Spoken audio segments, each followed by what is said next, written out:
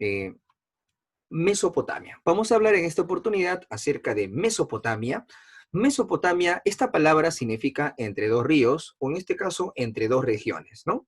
Mesopotamia es una región donde se va a desarrollar distintos pueblos, distintas culturas en el continente asiático. Por eso la palabra Mesopotamia significa entre ríos. Aquí en la imagen de tu diapositiva puedes observar una entrada de un palacio especial de la cultura mesopotámica. Recordar que estos hombres de esta época se caracterizaron por desarrollar bastante actividades como la arquitectura. Muy bien, vamos a comenzar entonces con la cultura de Mesopotamia. Para entender Mesopotamia hay que ver cuáles son las características de ese lugar. En el mundo, luego de que los hombres empezaron a desarrollar agricultura y ganadería, empezaron a establecerse en distintas zonas del mundo. Es por eso que aquí tenemos, por ejemplo, parte del mundo. Vamos a especificar algunos lugares que están aquí. Por ejemplo, vamos a aprovechar aquí la plataforma Zoom y vamos a utilizar aquí algunas imágenes para reflejar. A ver, esta región que está aquí arriba, vamos a escribirlo aquí, comprende la zona del continente asiático. Ahí tenemos el continente asiático. Aquí abajo tenemos la zona del continente, en este caso sería África. Ahí tenemos Asia y aquí tenemos África. Y lógicamente por aquí, por el norte, estaría parte de lo que es el continente europeo, ¿no? Ahí está parte de lo que es Europa, bastante alejado, muy pequeño. Entonces, esto es parte del mundo antiguo. Los hombres en la historia universal, cuando empezaron a desarrollar la agricultura, para poder desarrollar la agricultura, tuvieron la necesidad de buscar lugares donde hay bastante agua, para poder desarrollar justamente esta actividad. Era necesario vivir cerca a los ríos. Es por eso que aquí se van a desarrollar justamente todo esto de los ríos. Vamos a buscar ríos. Acá tenemos un río muy importante en esta región que desemboca justo en el Golfo Pérsico. Ese es el famoso río Tigris. Luego tenemos otro río que nace de los montes de Armenia en el continente asiático, conocido como el río Éufrates. Y es aquí, en este lugar, entre el río Tigris y el río Éufrates, donde se va a desarrollar una de las culturas más importantes del mundo. Aquí, entre el río Tigris y el Éufrates, en este espacio, lógicamente la tierra es bastante fértil. Este lugar que está entre los dos ríos se llama Mesopotamia. Esto es Mesopotamia. Y todos los pueblos o culturas que van a estar en ese espacio territorial van a poder impulsar actividades importantes como la agricultura. Es fácil. Estás entre dos ríos, desarrollas como una actividad la agricultura, porque estás en la tierra más fértil del mundo antiguo. Ese lugar se llama Mesopotamia. Y en ese lugar, que es Mesopotamia, en todo este lugar se va a desarrollar la cultura o la civilización más antigua de la historia universal. Muy bien, entonces, este es un ejemplo, ¿no? Aquí entre estos dos ríos se desarrolla un pueblo, pero no son los únicos ríos del continente asiático o en este caso el continente africano. Vamos a ver más ríos que aparecen ahí. Por ejemplo, ahí tenemos en África otro río famoso que sería el río Nilo. Es un ejemplo de otro río. Luego vamos a ver ahí otro río acá que es el río Indo. Luego tenemos aquí el río Ganges y por la región del lejano oriente vamos a tener otros dos ríos más. El río Huangho y por el sur el río Yangtze. Entonces tenemos una gran cantidad de ríos que han surgido aquí y los hombres de la Tierra hace 2000 años antes de Cristo van a buscar estar cerca de estos ríos para desarrollar culturas y civilizaciones. Ejemplo, vamos a ver ahí, lo que está pintado de color amarillo, esta zona sería la región de Mesopotamia, donde se desarrolla la civilización más antigua de la historia universal, Mesopotamia. Luego tenemos ahí a orillas del río Nilo otra civilización muy antigua que ustedes deben de recordar cuál es. Ahí estamos hablando sobre Egipto. De igual forma, a orillas del río Indo, en el continente asiático, en la antigüedad se desarrolló la civilización antigua de la India. Y en el norte, en el lejano oriente, donde se encuentra el río Huangho, vamos a ver que surge la famosa cultura de China antigua. Es así que las culturas más antiguas del mundo se desarrollaron cerca a fuentes de agua, cerca a los ríos, para poder aprovechar y desarrollar actividades como la agricultura. Todas estas culturas o civilizaciones que están aquí en el mundo, entre todas las que están aquí, vamos a seleccionar y vamos a establecer los nombres, ¿verdad? Como si estuviéramos jugando. Por ejemplo, aquí, este lugar hace referencia a qué cultura. Acá estamos hablando acerca de la cultura de, vamos a trasladar un poquito más arriba, esto sería Mesopotamia, ¿verdad? Ahí está Mesopotamia. Aquí abajo, a orillas del río Nilo, ¿qué cultura se desarrolló? Ahí se desarrolló Egipto. Aquí, a orillas del río Indo, se desarrolló la civilización de la India. Y aquí, en el lejano oriente, entre el río Huanghe, se desarrolló la civilización de China. Es así que surgen las civilizaciones más antiguas, en este caso de la historia universal. Para todas estas civilizaciones, entre todas, ¿cuál es la más antigua? Mesopotamia, que es la cuna de toda la civilización. Todas estas culturas y civilizaciones antiguas tienen elementos en común. ¿Qué en común tienen estas culturas como elementos? Todos vivieron durante la famosa Edad del Bronce. ¿Qué es el bronce? Es un metal más fuerte que el cobre que empezó a ser usado por los hombres hace 3000 años antes de Cristo para crear herramientas de batallas, espadas, por ejemplo. Entonces, estos pueblos o civilizaciones como Egipto, Mesopotamia, India y China utilizaban herramientas como espadas de bronce para tener algunas guerras o enfrentamientos. Todas estas culturas estuvieron en los valles para desarrollar actividades comerciales, como se ve en la imagen. También en todas estas culturas habían grandes reyes gobernantes, así como también tenían sectores, en este caso, del sector popular. Y de igual forma, en estas civilizaciones, otra característica es que en estas culturas van a haber algunas que crecen, hacen guerras de expansión, es decir, se van a convertir en imperios, grandes pueblos que someten a otros. Mesopotamia, India, Egipto, China serán los grandes imperios del mundo antiguo. De igual forma, aquí tenemos el detalle de lo que es la escritura. Es aquí, en esta época de la historia universal, donde surge, donde aparece el sistema de la llamada escritura. Es un aspecto muy importante que tiene que ver con la historia universal. Por ejemplo, Mesopotamia tendrá la escritura más antigua de la historia universal, que es la llamada escritura cuneiforme, de lo cual vamos a tratar más adelante. Muy bien, entonces aquí tenemos un ejemplo de las primeras civilizaciones de todo lo que es la historia universal, y ahora vamos a detallar acerca de la más antigua de todas. ¿Cuál es la más antigua de todas? Vamos a hablar en este caso sobre Mesopotamia, ¿ok? Muy bien, entonces vamos a comenzar y vamos a hablar primero de la ubicación de Mesopotamia. ¿Dónde se encuentra Mesopotamia? Mesopotamia se encuentra, en este caso, en esta región, entre dos ríos. Actualmente este lugar es el país de Irak, el actual Irak, que se encuentra en el continente asiático. Ahora, Mesopotamia está entre dos ríos, los ríos Tigris y Éufrates. Vamos a representar aquí los dos ríos.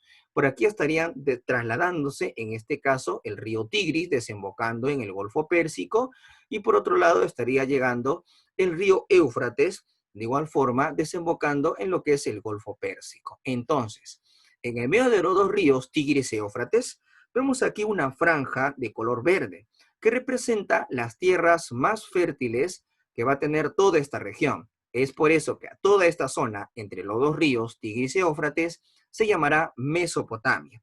Y en ese lugar es donde va a surgir una de las culturas más antiguas de la historia universal, la cultura de Mesopotamia, que tiene distintas regiones. Mesopotamia tiene zonas como, por ejemplo, la Alta Mesopotamia y la Baja Mesopotamia. Ahí tenemos, por ejemplo, los dos ríos, el Tigris, también tenemos ahí el Éufrates, ¿verdad? Y tenemos la región de Asiria, también tenemos la región, aparte de Asiria, la región de Caldea, ¿no? Entonces son algunas características de toda la zona de Mesopotamia. Recordar que Mesopotamia tuvo dos regiones, la Alta Mesopotamia y la Baja Mesopotamia. Muy bien. Ahora, luego de eso, vamos a ver aquí los ríos actuales. Ese es el río Tigris en la actualidad. Como vemos, es un espacio donde aún residen poblaciones hoy en día. De igual forma, vemos aquí en el sur el río Éufrates. Es otro río donde aún se ve la presencia de grupos humanos. Son los ríos actuales, los Tigris y el Éufrates. Ahora vamos a explicar acerca de cuáles fueron las etapas que tuvo la historia de Mesopotamia. Entre el río Tigris y Éufrates se desarrollaron muchos pueblos. La pregunta es, ¿cuáles son esos pueblos que estuvieron en esa región? Y vamos a comenzar con el primer periodo de Mesopotamia, que se conoce como el periodo sumerio. El periodo sumerio, también llamado periodo sumerio-acadio, es la época inicial de la historia. Son los primeros pueblos que vivirán entre el Tigris y el Éufrates. El siguiente periodo se va a llamar el periodo del primer imperio babilónico. Ese será el siguiente periodo. En este periodo del Imperio Babilónico, vamos a ver que surge una ciudad llamada Babilonia que va a ejercer el control de toda la región. Luego, Mesopotamia tendrá una invasión extranjera llamada la invasión de los hititas, un pueblo que va a introducir un metal fuerte, que es el hierro, para poder hacer guerras de expansión. Luego tenemos el Imperio Asirio. En la misma zona de Mesopotamia, una cultura llamada los asirios harán grandes guerras de expansión. Es así que con este imperio ellos van a crecer bastante. Luego tenemos nuevamente el segundo imperio babilónico. Es el periodo en el cual desde la ciudad de Babilonia se ejerce nuevamente el control de toda la región de Mesopotamia. Muy bien, ahora vamos a especificar lo que ocurre en cada una de las etapas. Por ejemplo, en el periodo inicial, periodo sumerio-acadio, vamos a ver que se construyen las ciudades más antiguas del mundo en esa región. Las ciudades más antiguas del mundo fueron la ciudad de Uruk, Ur, Lagash, Eridu, Nippur. Es así que también durante esta época del periodo sumerio se va a crear en esta época la escritura más antigua de la humanidad, conocida como la escritura cuneiforme. ¿Por qué se llamó escritura cuneiforme? Porque la escritura tenía la forma de cuñas, por eso se llamó cuneiforme. Luego vamos a detallar cómo se hacía la escritura cuneiforme. De igual forma, vamos a ver que durante esta época, los primeros pueblos de Mesopotamia, llamados los sumerios, son los que crearon la llamada rueda. La rueda fue creada como un invento para poder, en este caso, trasladar una gran cantidad de productos o mercadería por el río Tigris y Éufrates para desarrollar un fuerte intercambio comercial. De igual forma, en esta época se elaboran los poemas más antiguos del mundo, conocido como el poema de Gilgamesh, que tiene que ver con el poema más antiguo de la historia universal. Muy bien. Ahora, muy aparte de esto, vamos a ver lo siguiente. Esto es en el periodo de las primeras ciudades o las ciudades más antiguas. Ahora, aparte de todo esto, vamos a ver la característica. Siguiente etapa, el periodo del Imperio Babilónico. En el periodo babilónico vamos a ver que destaca un rey famoso conocido como el rey Hammurabi. El rey Hammurabi es uno de los reyes más importantes y conocidos de Mesopotamia. Este rey que está aquí presente va a crear un código de leyes para gobernar a todo el pueblo y trata de ser justo. Va a crear el famoso código de Hammurabi, con la famosa ley del ojo por ojo y diente por diente. Si tú cometías un delito, se te paga o se te castiga con un delito similar. El ojo por ojo y diente por diente es una ley aplicada por el rey Hammurabi. Él creó el primer código de leyes de la historia universal. Un primer código unificado, codificado de leyes para gobernar a todo un pueblo. Por eso es famoso el rey Hammurabi en la historia universal, por su código de leyes. Muy bien. Luego vamos a ver que el pueblo de Mesopotamia va a recibir una invasión extranjera.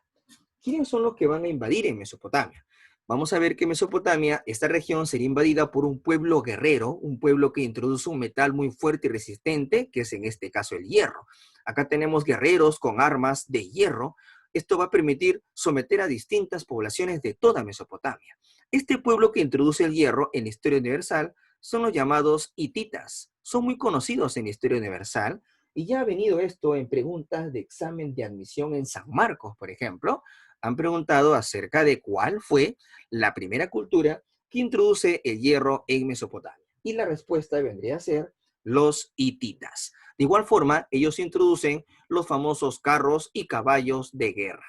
El utilizar los caballos en acciones militares fue una práctica inventada por el famoso pueblo de los hititas, pueblos guerreros, belicosos que invadieron toda la región de Mesopotamia. Pero estos hititas finalmente no van a durar mucho tiempo, van a ser expulsados y se desarrolla un siguiente periodo. Este periodo llamado el Imperio Asirio. ¿Por qué se llama así? Durante esta época vamos a ver que son los asirios los que empiezan a ejercer el control en toda la región. Los asirios, con su rey famoso conocido como el rey Asurbanipal, van a hacer grandes guerras de expansión. Este es uno de los reyes más famosos de los asirios. Con este rey Asurbanipal, Mesopotamia va a crecer de manera extensa y va a llegar incluso a invadir el norte de África. Fue Asurbanipal el gran invasor del norte de África, es decir, de Egipto. Debemos tomar en cuenta que Mesopotamia y Egipto tuvieron una guerra. Y fue durante el gobierno del imperio asirio de Asurbanipal que Mesopotamia logró someter, en este caso, a los egipcios. Logró controlar a Egipto. Pero luego del periodo llamado el imperio asirio, vamos a ver que se desarrolla, digámoslo así, ¿no? Otra época muy interesante, otra época muy curiosa de este periodo. En este periodo vamos a ver que se desarrolla el segundo imperio babilónico. ¿Por qué se caracteriza el segundo imperio babilónico? En el segundo imperio babilónico destaca otro rey muy importante llamado Nabucodonosor. Y lo vamos a ver aquí justamente, lo voy a señalar. Aquí tenemos al rey Nabucodonosor. Este rey Nabucodonosor es famoso porque va a ordenar construir una de las maravillas del mundo antiguo. ¿Y de qué cosa estamos hablando? Muy bien, estamos hablando acerca de los jardines colgantes de Babilonia. Fue durante el gobierno del rey Nabucodonosor que se ordenó construir esta arquitectura, que era una gran pirámide trunca escalonada, que posiblemente era un lugar de control político para toda la región. Los famosos jardines colgantes de Babilonia. Esto también es algo que viene bastante en exámenes de admisión.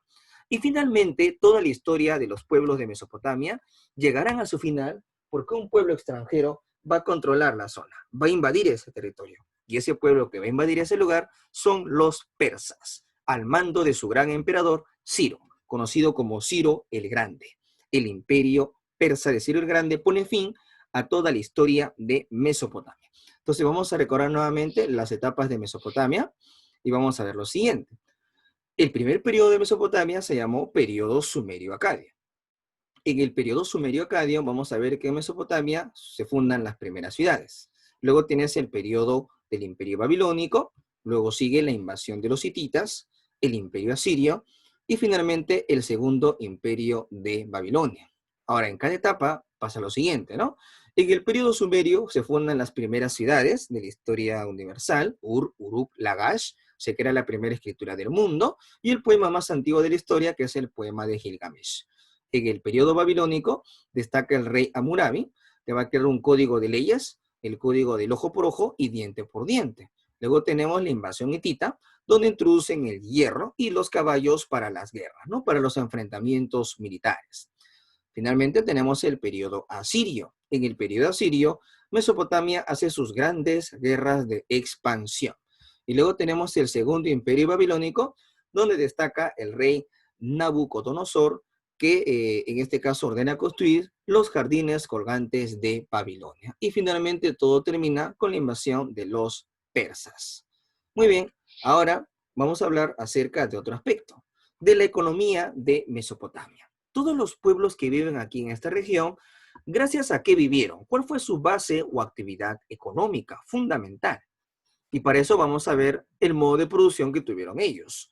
En esta época desarrollaron el modo de producción esclavista, que se caracteriza por la explotación del hombre por el hombre. Es decir, los primeros esclavos de la historia universal fueron producto primero de las deudas, de las guerras, ¿no? Y también de la compra y venta. Tú te volvías esclavo incluso hasta por herencia. Si tu padre era esclavo, tú heredabas esa condición o esa situación de esclavitud. Era la característica de los hombres de aquella época. Muy bien. Ahora, vamos a ver que como ellos están cerca de dos ríos importantes, como el río Tigris y el Éufrates, lógicamente ellos impulsaron como segunda actividad importante la agricultura. Ellos cultivan la cebada, el trigo, cultivan el mijo. Con la cebada que ellos van a fermentar, se va a poder elaborar lo que es la cerveza. Ellos son los que inventan esta bebida, que era utilizada para las fiestas y agasajos del ejército de Mesopotamia cuando hacía guerras y celebraba sus victorias. De igual forma, tenemos aquí una imagen de cómo ellos aprovecharon el río Tigris y Éufrates para crear los canales de regadío, también llamados canales de irrigación, importante para la actividad agrícola. Muy bien, y de igual forma hemos dicho que estos pueblos que obtienen productos agrícolas y hacen artesanía, intercambian productos con otros pueblos. Es por eso que aquí podemos observar, por ejemplo, en estas imágenes, podemos observar escenas de comercio. Acá vemos que están desarrollando un intercambio comercial. Están haciendo intercambio de productos. Están intercambiando productos agrícolas, están intercambiando animales en los alrededores del río Tigris y del río Éufrates. De igual forma, vemos que también ellos desarrollaron la crianza de animales, la famosa ganadería. En la ganadería tenían caballos, en la ganadería tenían bueyes, cabras, vacas, tenían ovejas, cerdos y asnos, ¿no? Entre los animales considerados los más importantes en aquella época, tenemos, por ejemplo, a los bueyes. Fueron los animales más conocidos en la historia de Mesopotamia. Muy bien, entonces vamos a recordar nuevamente lo que ellos estaban haciendo en lo económico. Tienen su modo de producción esclavista, la explotación del hombre por el hombre. Su principal actividad económica fue la agricultura y cultivaron bastante la cebada.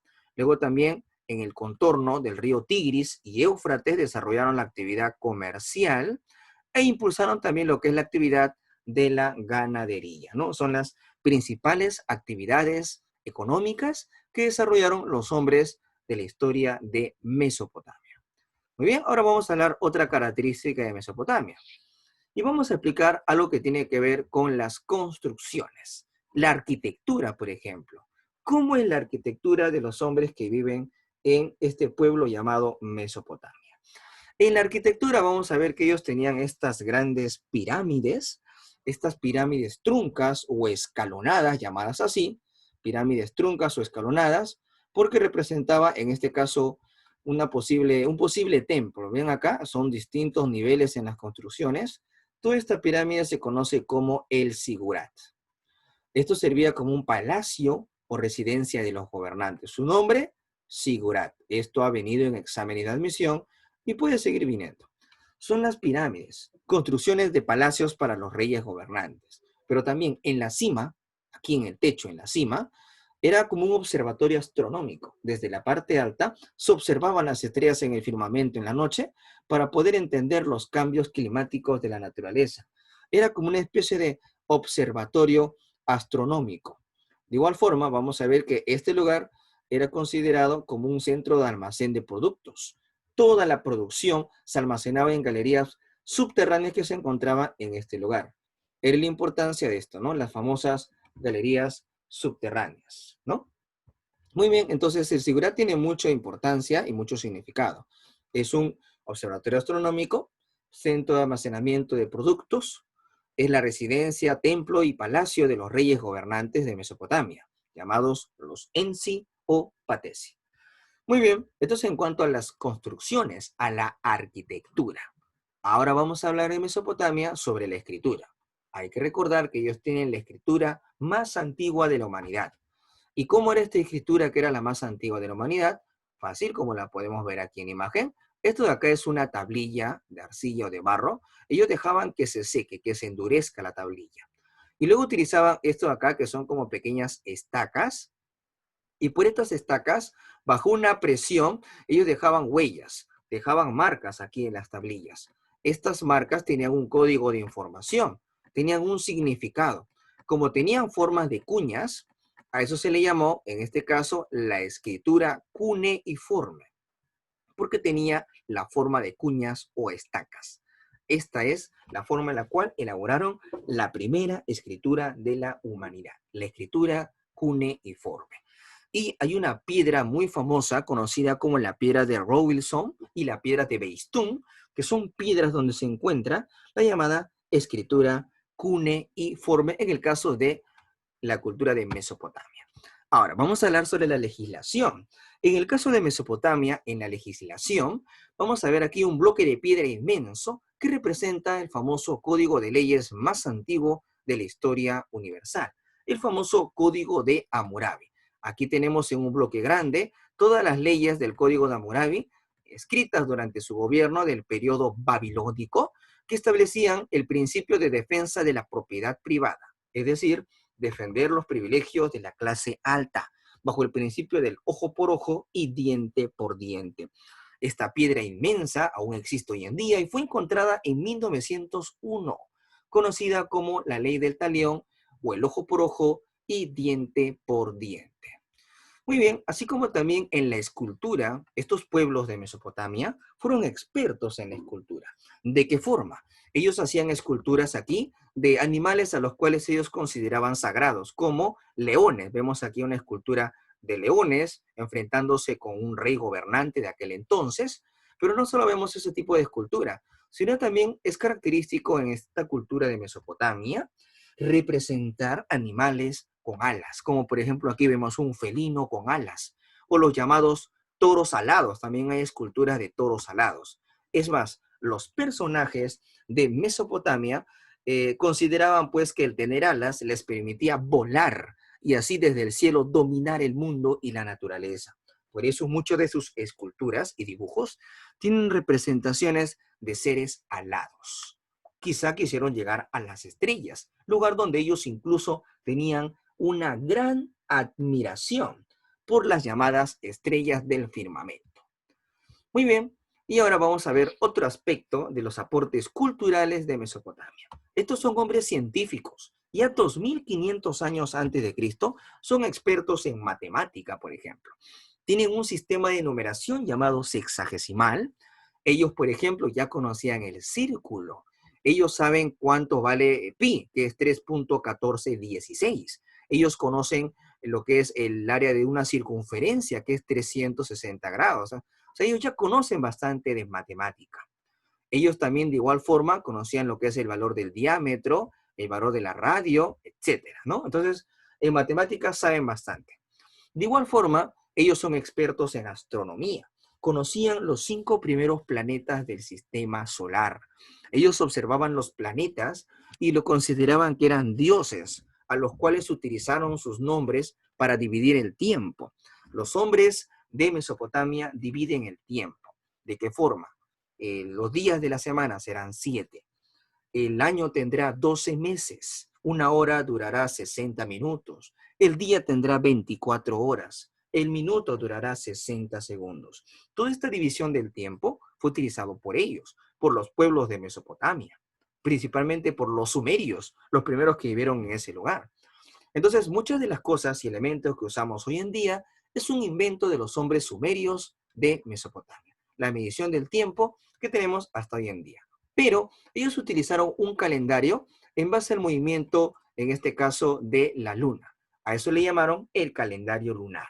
Para los hombres de Mesopotamia, el año tenía 360 días. De igual forma, ellos observaban las estrellas. Y al observar las estrellas, consideraban a los planetas como sus dioses. Crearon incluso los días de la semana. Lunes de Luna, martes del planeta Marte, miércoles de Mercurio, jueves de Júpiter y viernes de Venus. Como se ve aquí en la imagen inferior, ellos conocían lo que es astronomía, sabían lo que es el signo zodiacal. Ellos crearon el zodiaco, crearon el signo zodiacal. Los signos como Aries, Tauro, Géminis, era en base a la observación de las estrellas. Ellos consideraban que las estrellas determinaban el destino de los hombres en aquel entonces. Por eso crean el zodiaco para controlar a la población.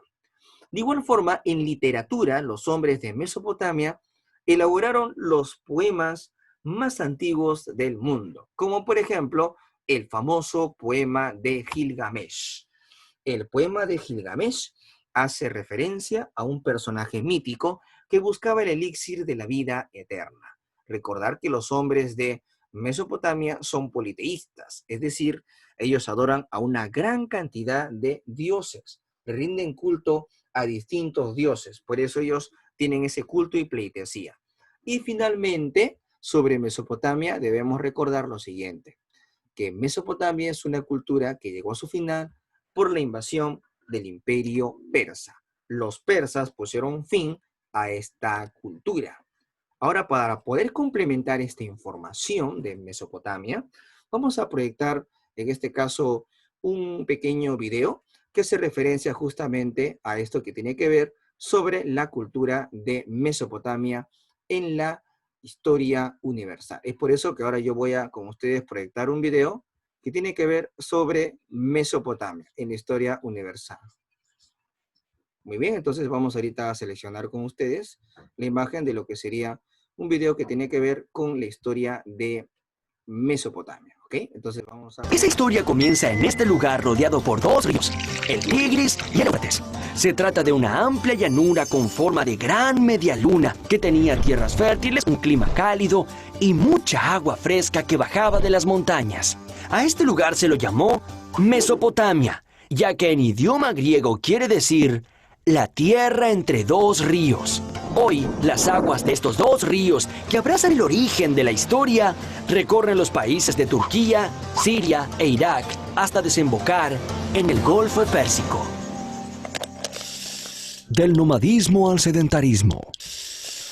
Allá por el año 6000 a.C., un grupo de pueblos nómades llegaron a Mesopotamia y aprendieron a sembrar y cosechar. Y como no necesitaron deambular más en búsqueda de alimentos, se afincaron en casas formando los primeros poblados de la historia. Mami, tenemos que volver a irnos. No, querido, ya no será necesario. Gracias a la agricultura que les proporcionaba granos de cereal y frutos, y la ganadería que les proporcionaba carne y leche, los pueblos se asentaron y dejaron de ser nómades para convertirse en sedentarios.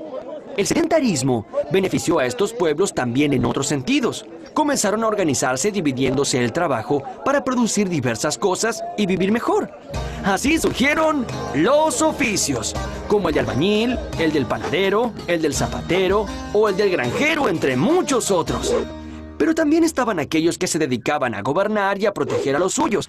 Digamos, aquellos que trabajaban en el ejército o en el Estado.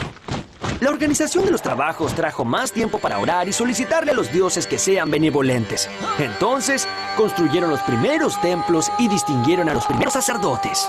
Seguramente la fama de Mesopotamia creció rápidamente. Y por ello, muchos pueblos de diferentes regiones quisieron establecerse allí. Entre esos pueblos, el más importante fue el de los sumerios.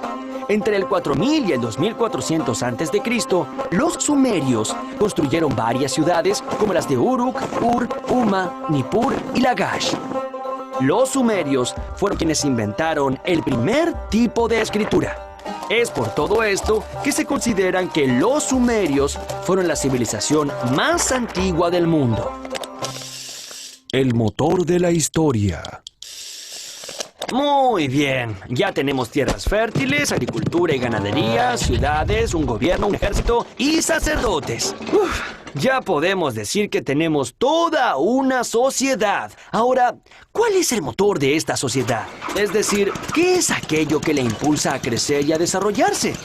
Bueno, resulta que las técnicas para criar y cultivar fueron perfeccionándose tanto que al cabo de muchos años, los cultivos pasaron a dar más frutos de lo que la gente necesitaba. Y como ya no tenía que preocuparse por los alimentos, podía dedicarse exclusivamente a su trabajo, generando muchos bienes. Ahora, ¿qué se les ocurre que se puede hacer con todo aquello que sobraba? Una posibilidad era venderlo a cambio de dinero o intercambiarlo por otros productos que a uno le hacían falta. He aquí el principio del comercio. Los sumerios fueron el primer pueblo en emplear la rueda en los medios de transporte. Esto permitió alcanzar tierras muy distantes con grandes cargamentos de mercancía para intercambiar. Los productores necesitaban contar cuánto tenían y de todo eso, cuánto podían vender. Así fue que surgieron las primeras formas de cálculo. Los sumerios contaban utilizando las falanges de los dedos. Veamos cómo es esto. 1, 2, 3, 4, 5, 6, 7, 8, 9, 10, 11, 12. Si cada vez que se completaba una mano se levantaba un dedo de la mano opuesta, con sus manos, un sumerio podía contar hasta 60. Esta forma de contar se llama sistema sexagesimal. Y a pesar de los miles de años que han pasado, la influencia de este sistema hace que dividamos la hora en 60 minutos, un minuto en 60 segundos y el año en 12 meses. La era del hierro. El desarrollo del comercio generó muchas riquezas y la acumulación de esas riquezas generó mucho poder. Pero el comercio no era la única manera de obtener riqueza y poder. Quiero ese tesoro. Es mi tesoro. Lo quiero. También era posible conseguirlo invadiendo y saqueando las riquezas de los otros. Así fue como surgieron las primeras guerras. Con el correr de los siglos, aquellos pueblos con mayor capacidad de ataque y estrategia militar fueron los que lograron poseer mayores riquezas. Estos buscaban tomar por la fuerza todo lo que tenían a su alcance, especialmente el oro, la plata y los demás metales preciosos. Además, los invasores se hacían propietarios de los habitantes del pueblo invadido, obligándolos a trabajar como esclavos. Hubo un rey llamado Sargón, que lideraba el pueblo de los acadios. Estos bajaron de las montañas del norte de Mesopotamia, conquistando todo a su paso. En el año 2370 a.C., los acadios, bajo el mando de su ambicioso rey, lograron someter a todas las ciudades de los sumerios. Sargón fue el rey que fundó el primer imperio de la historia.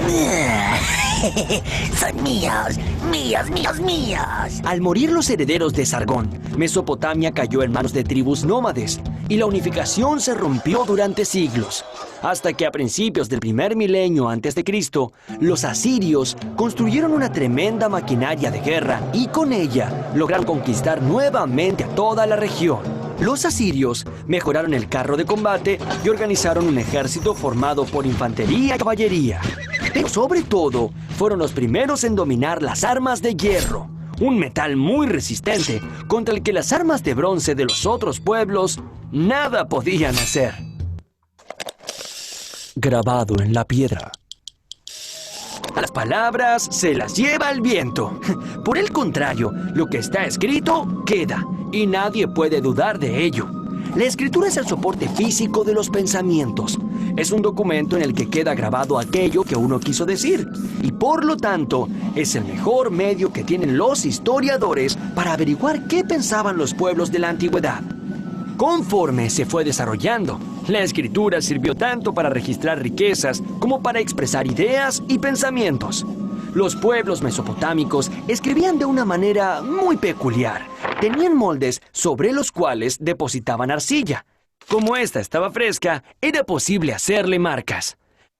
Luego, esa arcilla se cocía en hornos, formándose así las tablillas de cerámica dura. Como ven, los signos que se forman sobre estas tablillas tienen forma de clavos o cuñas, así que este tipo de escritura se llamó cuneiforme. En el año 1692 a.C., el rey Hammurabi unificó el reino de Babilonia y decidió que las leyes tenían que estar escritas, grabadas sobre la piedra. Él consideraba que esa era la única manera de evitar conflictos a la hora de resolver si una persona era culpable o inocente de un delito. Hammurabi grabó una gran piedra de basalto con 282 leyes que debían respetarse por igual en todo su reino. Esas leyes son el primer código de normas de la historia. El principio básico del código de Hammurabi era dimensionar la venganza. La venganza estaba permitida, pero no una venganza cualquiera, sino una graduada de acuerdo al daño recibido. Por ejemplo, ojo por ojo y diente por diente.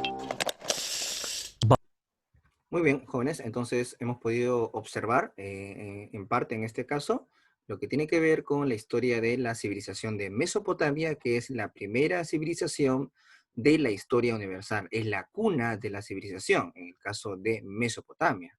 Ahora, en esta oportunidad, estaríamos pasando a explicar otro evento importante en la historia, pero ya tiene que ver con la historia del Perú, ¿no? Y vamos ahora a continuar con lo que es el curso de Historia del Perú. Y en Historia del Perú vamos a hablar acerca del tema de las culturas peruanas, conocida también como las culturas preincas. Aquí con tu profesor de Historia, Cristian Saravia.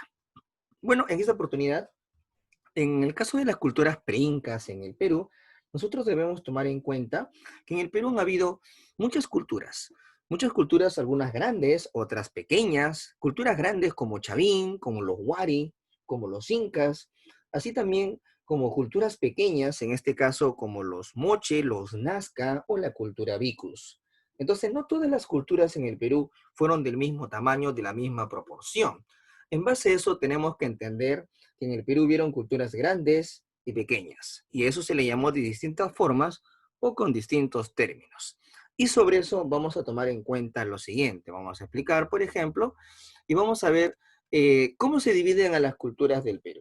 Por ejemplo, hay un investigador norteamericano llamado John Rowe que considera que cuando el Perú está de esta forma, como lo vemos aquí en la imagen, podemos observar el mapa del Perú, que está con una enorme mancha en todo su territorio, esto nos da a entender que el Perú está cubierto bajo una sola gran cultura. Toda esa mancha representa una sola cultura. A esa época se le llama un horizonte cultural. ¿Qué es un horizonte cultural? Es cuando en el Perú hay una sola cultura que controla casi todo el Perú. A eso se le llama horizonte cultural. Luego, cuando el Perú está así de esta forma, significa que el Perú tiene distintas culturas divididas o esparcidas en el Perú. Claro, son culturas más pequeñas. A esta época, donde hay culturas más pequeñas, divididas y esparcidas en el Perú, a esa época se le llama el periodo del llamado intermedio. Entonces debemos entender, ¿qué es el intermedio? Es una época donde en el Perú hay varias culturas pequeñas y divididas a la vez. Mientras que un horizonte es una sola cultura que controla casi todo el Perú. Y aquí tenemos otro mapa de distintas épocas del Perú, donde podemos observar, por ejemplo, al inicio tenemos aquí esta época de una sola cultura grande. A esta época se llamaría el horizonte cultural, una época donde hay una sola cultura que controla todo el Perú. Luego, ¿qué pasó? Luego vemos que el Perú se divide en varias culturas pequeñas. A esa época se le llama el intermedio. Luego del intermedio, nuevamente veremos que hay una sola cultura que controla casi todo el Perú. A esto se le llamará nuevamente el horizonte cultural. Luego tenemos otra época que se le conoce como, aquí vemos el intermedio. Y finalmente una tercera época conocida como el horizonte cultural. Entonces, en el Perú tuvimos muchas etapas de culturas peruanas. Hubo una época de horizontes, que son las culturas grandes. Luego hubo un intermedio en el Perú, varias culturas pequeñas. Luego tenemos una época de horizonte, una sola cultura que abarca casi todo el Perú.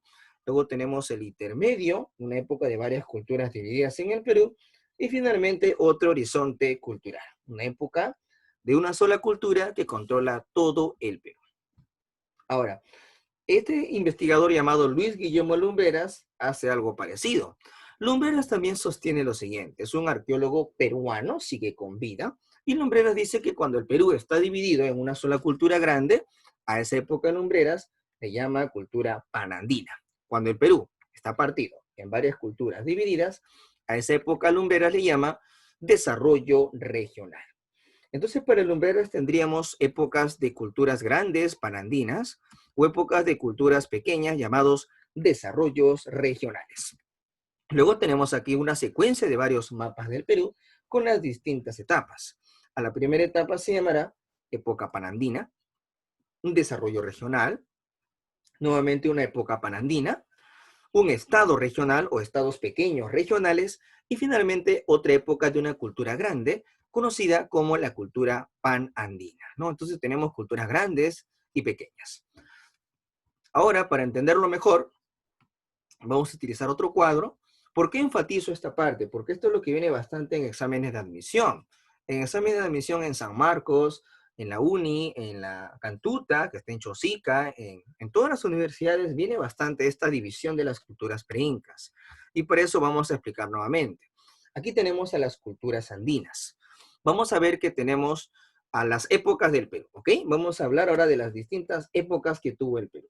Por ejemplo, al inicio en el Perú habían pequeños cazadores, recolectores, que vivían en las cuevas. Y tenemos lugares como por ejemplo la zona de Pacaycasa. Pacaycasa es uno de los restos más antiguos del Perú. Luego tenemos otro lugar que se llama Paiján. En Paiján también tenemos hombres pescadores. Luego tenemos una época donde los peruanos aprendieron a hacer agricultura y ganadería. Ahí tenemos la ciudad de Caral. Los hombres de Caral eran agricultores.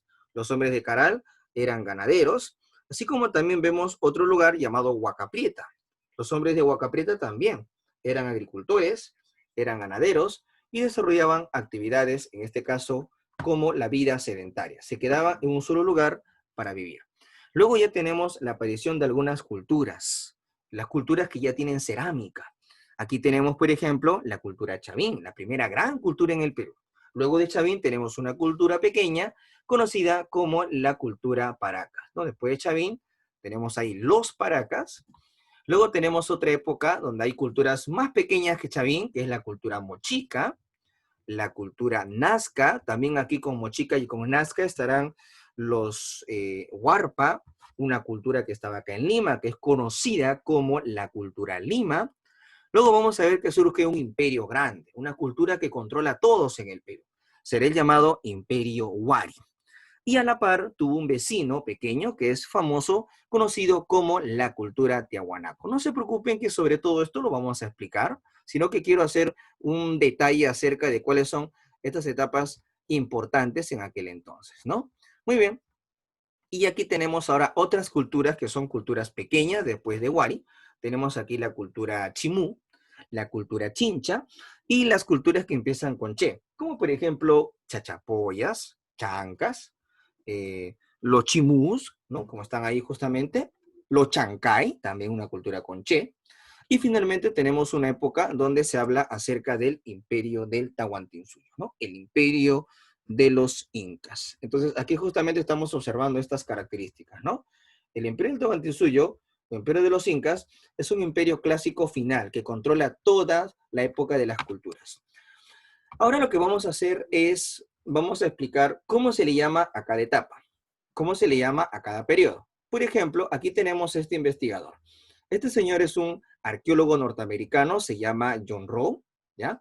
Y él considera que la etapa inicial del Perú, donde estaban los cazadores que vivían en las cuevas, a esta época John Rowe lo llama de una forma particular. Y John Rowe divide a todas estas culturas de acuerdo a lo que ellos están creando. Por ejemplo, de acuerdo a la cerámica. Él considera que cuando hay una cultura que tiene una cerámica que se repite en casi todo el Perú, a esa época se le llamará una cultura grande, horizonte. En cambio, John Rowe dice que cuando en el Perú hay una cerámica que solo está en una región, se le llamará época de intermedio. Y de igual forma vamos a ver en qué él estudia las culturas peruanas. Él se basa en la cerámica o en la alfarería de cada cultura. Ese es el criterio que utiliza el investigador norteamericano John Rowe. Por ejemplo, para John Rowe, al inicio, cuando en el Perú teníamos cazadores que vivían en cuevas y se organizaban en bandas, a esa época John Rowe le llama el periodo del precerámico. Considera que aquí, aún en el Perú, no existía la cerámica. En Pacaycasa, en Paijam, en Toquepala, en todos estos restos, él le llama el periodo precerámico. Luego tenemos otro periodo llamado el periodo inicial. El periodo inicial coincidiría con lo que es Caral y Huaca Prieta, o sea, justo antes de entrar a una fase donde ya en el Perú existirá la llamada cerámica. Luego, John Rowe dice lo siguiente: cuando aparece Chavín y luego una cultura pequeña que es Paracas, John Rowe considera que Chavín logró asimilar mucho conocimiento del Perú antiguo. Y es así que llegamos a una fase llamada el horizonte, un horizonte temprano, también llamado horizonte cultural. Es decir, será una cultura que controla casi todo el Perú, el horizonte temprano u horizonte cultural. Luego John Rowe dice lo siguiente: luego del horizonte se viene Mochica y Nazca. Es una época de varias culturas pequeñas o culturas divididas. ¿Cómo le llama John Rowe a esta época? A esta época le llama el intermedio temprano. ¿Qué es el intermedio temprano para John Rowe? Es una época donde hay varias culturas divididas y pequeñas, como por ejemplo la cultura mochica y la cultura nazca. Luego, él habla de que el Perú se unifica nuevamente con otra gran cultura, que sería Huari. A esta época de Huari, John Rowe le llama el horizonte cultural, también conocido como el horizonte medio. Luego, cuando aparece la cultura Chimú y la cultura Chincha, vamos a ver que John Rowe le habla esto y lo llama la época del intermedio tardío, ¿no? Una época de varias culturas pequeñas y divididas, que sería el intermedio tardío. Luego tenemos aquí a la última etapa de los incas o Tahuantinsuyo. John Rowe, ¿cómo lo llama a esta época? Le llama el horizonte tardío, conocido también como el horizonte final, ¿no? La última gran cultura en el Perú, y que no solo va a estar en el Perú, sino que se va a expandir a muchos lugares de América del Sur. Todo esto es el criterio que utiliza el arqueólogo norteamericano John Rowe. Pero tenemos otro criterio, otra forma de estudiar toda esta época del Perú, y esto lo plantea este arqueólogo peruano, conocido como Luis Guillermo Lumbreras. Luis Guillermo Lumbreras estudia de cada cultura o etapa del Perú la economía, la organización social, cómo los hombres de estas culturas se organizaban para poder producir. Ese es el criterio que utiliza el señor Luis Guillermo Lumbreras. O sea, en base a los factores económicos, sociales de cada sociedad peruana. Y por eso Lumbreras considera lo siguiente, que a la primera etapa del Perú, donde tenemos Pacaicasa, Paiján, Toquepala, Lumbreras a esa época le llama el periodo lítico. El concepto término del lítico, que hace referencia a la piedra, fue un concepto creado por Luis Guillermo Lumbreras. Según él, en el periodo lítico, aparecieron las bandas de cazadores y recolectores en el Perú. Es el concepto que él utiliza. Luego vamos a hablar de un periodo que se llama el arcaico. Lumbreras considera que el arcaico es la etapa en la cual los peruanos ya están empezando a dominar mejor la naturaleza, ya están desarrollando actividades como la agricultura, actividades como la ganadería. En el caso de Caral, por ejemplo, tenemos agricultura, tenemos ganadería. Y luego Lumbreras considera que se viene un siguiente momento. Para Lumbreras, cuando en el Perú ya tenemos a Chavín, que es una cultura que tiene cerámica, que trabaja los metales, el oro, la plata, hace canales de irrigación y tiene un estado gobernado por sacerdotes teocráticos fuerte. A esta época, Luis Guillermo Lumbreras le llama el periodo del formativo, el formativo andino. Para Lumbreras, el formativo es la época en la cual justamente se forma la civilización, se forman sociedades más avanzadas, más complejas, que tienen un mejor grado de desarrollo en el Perú. Chavín estaría en la época del formativo andino, según Luis Guillermo Lumbreras. Pero esta cultura del formativo andino va a caer, va a finalizar y se va a fragmentar. El Perú se va a dividir en varias culturas pequeñas. A esto Lumbreras le llamará desarrollo regional. ¿Qué es el desarrollo regional para Lumbreras? Es la época donde hay varias culturas muy pequeñas, como los Mochica, los Nazca, los Lima, los Huarpa, etc. Culturas muy pequeñas. Pero Lumbreras luego dice que en el Perú habrá una cultura que le hará la guerra a todos. Una cultura que va a someter, va a controlar a todos los pueblos. ¿Y esta cultura cuál sería? Wari, que no se convertiría en cualquier cultura, sino Wari se convertiría, en este caso, en un imperio, ¿no? Es decir, Wari sería, pues, digámoslo así, el primer imperio andino, el primer imperio del mundo andino. Sería el llamado imperio Wari, ¿no? Pero todo imperio tiene que caer, porque todo tiene su final, nada dura para siempre. Es así que este imperio Wari cae por contradicciones internas y surgen nuevas culturas pequeñas y relativas. Estas culturas pequeñas, según Lumbreras, donde está Chimú, Chincha, Chachapoyas, Chancas, Huancas, a esa época se le llama los estados regionales, según Luis Guillermo Lumbreras. Luego de los estados regionales, para Lumbreras, donde aparece la cultura inca o Tahuantinsuyo, Lumbreras considera que a esta época, ¿cómo se le debe llamar? Se le debe llamar el imperio final, el imperio inca, ¿ok? Entonces, estos son los criterios que se utilizan en el caso de John Rowe y en el caso de Lumbreras para dividir a las etapas de las culturas en el Perú. La pregunta es, en este caso la pregunta sería, ¿cuál es la división que se toma en cuenta? La respuesta es las dos. Las dos divisiones se toman en cuenta. Y lo que tenemos que entender aquí, que hay una similitud fuerte. ¿En qué sentido? Por ejemplo, para John Rowe, el precerámico equivaldría al periodo lítico que dice Lumbreras. Es decir, es lo mismo, sino que son conceptos distintos. ¿Dónde está Pacaicasa, Paiján? Para John Rowe, el periodo inicial vendría a ser lo que Lumbreras llama el periodo del arcaico, ¿no? Sería la etapa del arcaico, donde están también las mismas culturas. De igual forma, para John Rowe, lo que es el horizonte temprano o horizonte cultural, Lumbreras, ¿cómo lo denomina? Lumbreras le llama el formativo andino, que vendría a ser lo mismo, estarían las mismas culturas. Para John Rowe, donde está el intermedio temprano, Lumbreras lo llama desarrollo regional, que estarían encajando las mismas culturas. De igual forma, el horizonte medio de John Rowe para Lumbreras sería el imperio Wari, donde solo estaría, lógicamente, Wari. Tiahuanaco estaría antes. El intermedio tardío de John Rowe para Lumbreras sería el estado regional, época de estados regionales. Y el horizonte tardío, en este caso de John Rowe, para Lumbreras sería el imperio inca, ¿no? Entonces, digámoslo así, esta forma de de caracterización, de división de las culturas preincas, ¿no? Se ha podido elaborar gracias a, ¿no?, algunos materiales que podemos trabajar por parte de tu profesor que te está enseñando en estos momentos, Cristian Saravia Avilés, ¿no? Entonces hemos logrado hacer este cuadro para que ustedes puedan entender mucho mejor las culturas preincas, esta periodificación en base a John Rowe y en base a Lumbreras. Entender que aquí, lógicamente, se buscan identificar a distintas etapas y distintos periodos de las culturas peruanas o las culturas preincas. Bueno, entonces con esta división les pueden preguntar en su examen de admisión, ¿qué criterio utiliza John Rowe para dividir a las culturas preincas? La respuesta sería el estudio de la cerámica. Y si te preguntan, ¿qué criterio utiliza Lumbreras para dividir a las culturas preincas?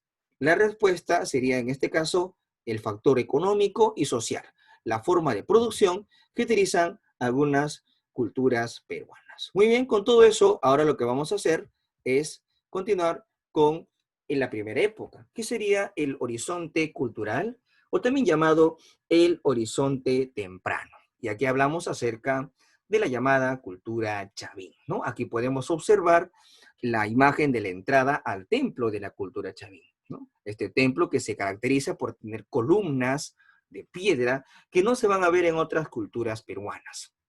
Muy bien, vamos a hablar entonces de los chavín en el Perú. Sobre la cultura chavín vemos aquí el espacio territorial. Los chavín se ubicaron en el departamento de Ancash, en el callejón de Conchucos, entre el río Mosna y Huachexa. En ese lugar se desarrolló la famosa cultura chavín. Y vemos aquí todo el espacio que tuvo Chavín en área de influencia. Por el norte los chavín, vamos a utilizar la regla, ahora sí, por el norte los chavín controlaron parte de lo que es Cajamarca, Lambayeque, y por el sur llegaron hasta la zona de Ayacucho y la zona de Ica. Todo esto fue el espacio y el área de influencia de la llamada cultura chavín. Recordar que Chavín fue un gran horizonte, una cultura panandina, ubicado en el callejón de Conchucos. Muy bien, vamos a ver quién es el principal investigador. En Chavín tenemos como principal investigador al arqueólogo peruano Julio César Tello. Él es el especialista estudiando la cultura chavín, por eso le llaman chavinólogo, especialista. Ahora, Julio César Tello considera que Chavín viene de la selva, viene de la Amazonía. Él dice que Chavín tiene un origen amazónico, un origen selvático. La pregunta es, ¿por qué llega a esta conclusión? Porque Tello dice que en Chavín se dibujan animales como el jaguar, el caimán, la anaconda, el águila amazónica, y también se ven dibujos de productos de la selva como el maní, en este caso la yuca, etcétera. O sea, lo que está diciendo Julio César Tello es que en Chavín se están representando animales y cultivos que son propios de la selva. Por eso Tello sacó la conclusión de que la cultura, en este caso Chavín, es una cultura que posiblemente viene de la región selvática o la región amazónica. Bueno, ahora, Tello considera que Chavín es una cultura matriz. ¿Por qué Tello le dijo a Chavín cultura matriz? Porque él dice lo siguiente, ¿no? Los Chavín heredan el culto, en este caso al jaguar, y ese culto que tienen al felino, al jaguar, se repite en otras culturas, como por ejemplo en la cultura Paracas. De igual forma, vamos a ver que esto se repite en cerámicas de la cultura mochica y en las cerámicas de la cultura wari. Se ve la imagen de un felino, la imagen de un posible jaguar. Entonces, es una herencia que ha dejado Chavín a las culturas que viven en el futuro de Chavín, más adelante. Entonces, esta es una conclusión de por qué Tello dijo que Chavín era la cultura matriz, era la cultura madre de todas las culturas del Perú. Muy bien. Ahora, vamos a hablar acerca de en qué son mejores los Chavín, en qué son expertos la cultura Chavín. La cultura Chavín es experto, por ejemplo, desarrollando el trabajo en la piedra. Son los mejores talladores de piedra del Perú antiguo. Son los mejores escultores líticos o escultores de la piedra. Aquí tenemos, por ejemplo, la imagen del lanzón monolítico de Chavín. El lanzón monolítico es un bloque grande, inmenso de piedra, ya que representa posiblemente un ser con rasgos de felino. Acá tenemos en la cara o el rostro de lo que podría ser un ser con rasgos de felino. Posiblemente el jaguar. Hay que entender que en el caso de Chavín, Uno de los animales más sagrados y considerado un antepasado tótem es el jaguar, ¿ya? Este bloque o lanzón de piedra monolito mide más de 4 metros, ¿no? Y se encuentra en el laberinto subterráneo del templo de Chavín de Huántar, en la zona llamada el Templo Viejo. En ese lugar posiblemente se encontró la deidad representada en una piedra más antigua del Perú, el lanzón monolítico. Luego también tenemos la famosa estela de Raimondi, o la lápida de Raimondi. Es un bloque de piedra inmenso que tiene la forma de una mesa, donde se representa a un personaje que tiene 2 báculos o tiene 2 varas. Por eso se conoce como el dios de los báculos, llamado también el dios de las varas o dios Huiracocha. Aquí vemos su representación en un bloque de piedra. Recordar que esta imagen es el símbolo de una universidad del Perú, de la Universidad Federico Villarreal, donde se ve la imagen del dios Huiracocha, o también llamado el dios de las varas. Muy bien. Ahora también los Chavín son expertos en otro tipo de material. Tenemos aquí, por ejemplo, las famosas cabezas clava. Los Chavín son expertos en las cabezas clavas.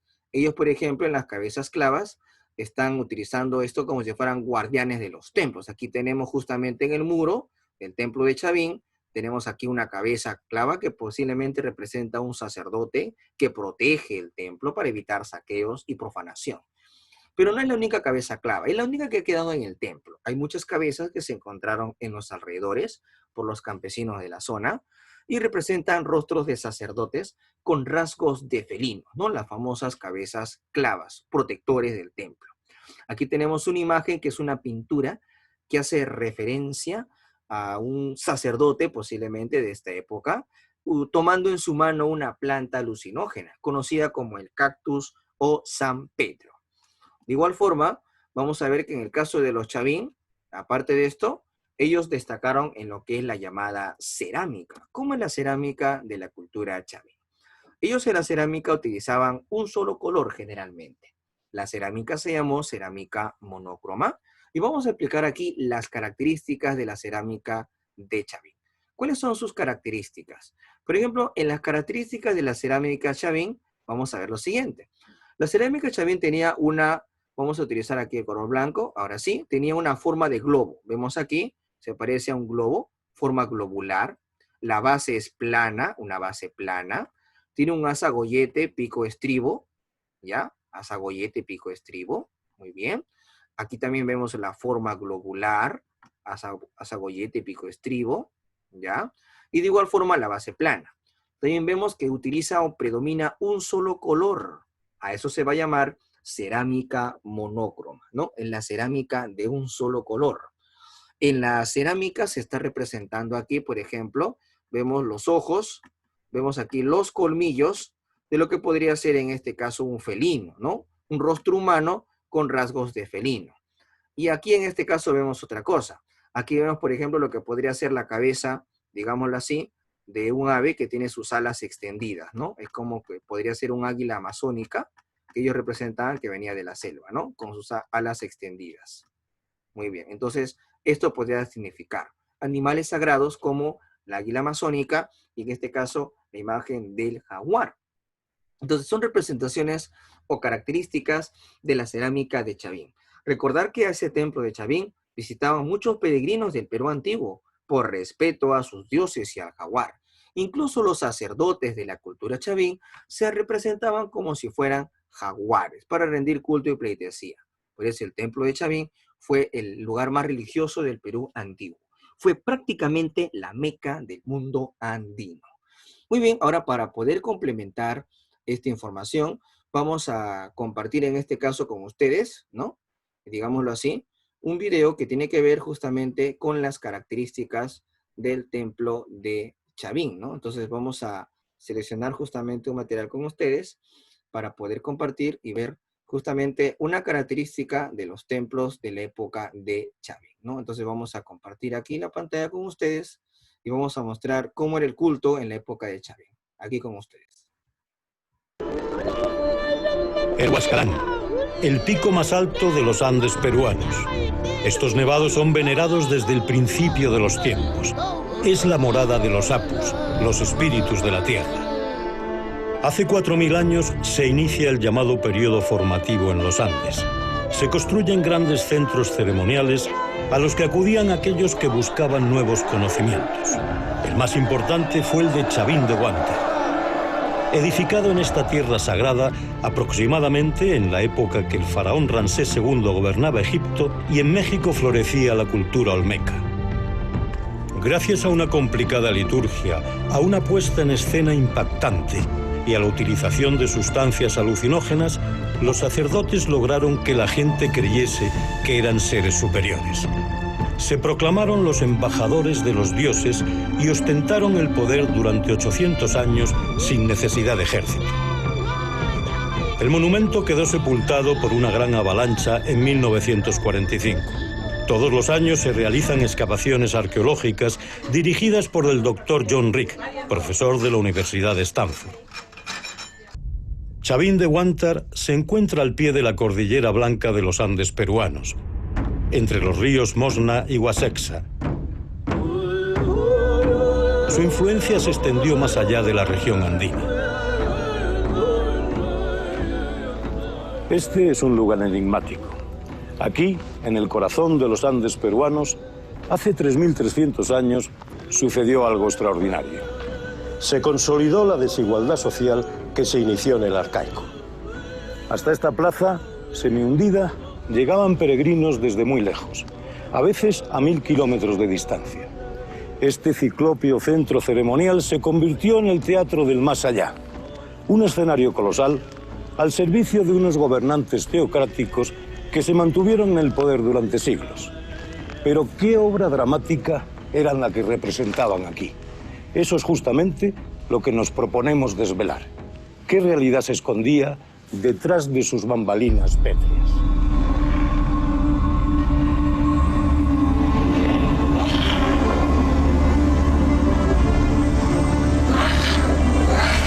Muy bien, entonces hemos podido compartir parte de este material que tiene que ver con la forma como se observa en este caso el culto al jaguar y cómo los sacerdotes de Chavín mantenían o expresaban todo su poder, ¿verdad? Muy bien, entonces vamos a continuar y vamos a hablar algo que surge en el Perú luego de que desaparece la cultura Chavín. Y aquí vamos a explicar una época de una cultura relativamente pequeña que se desarrolló en el departamento de Ica. Muy bien, como se observa en la imagen, estamos hablando acerca de la llamada, en este caso, cultura Paracas. Recordar que la palabra Paracas significa lluvia o tormenta de arena. También significa gente de frente ancha. Los Paracas en Perú tenían un detalle, ¿no? Recordar que en Chavín el gobierno estaba a cargo de los sacerdotes. A eso se le llamó Estado, en este caso, teocrático. Pero vamos a ver que el poder de los sacerdotes se va a ir perdiendo en Chavín. Y aquí los sacerdotes van a empezar a perder su prestigio, ya no van a poder adivinar de manera correcta los fenómenos de la naturaleza, y esto va a generar que los sacerdotes van a necesitar o van a recurrir de la alianza con los militares. Y es por eso que el Estado teocrático, donde los sacerdotes empezaban a equivocarse en sus predicciones, van a tener que hacer una alianza. ¿Con quién van a tener que desarrollar una alianza? Con los militares, por una necesidad, desarrollar las guerras de expansión.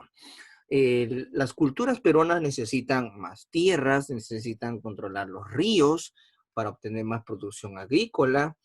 Es por eso que ahora los estados que solo eran teocráticos van a pasar a ser, en este caso, ahora estados teocrático-militares. Así se llamarán ahora. De lo que eran estados teocráticos, ahora serán llamados estados teocrático-militares.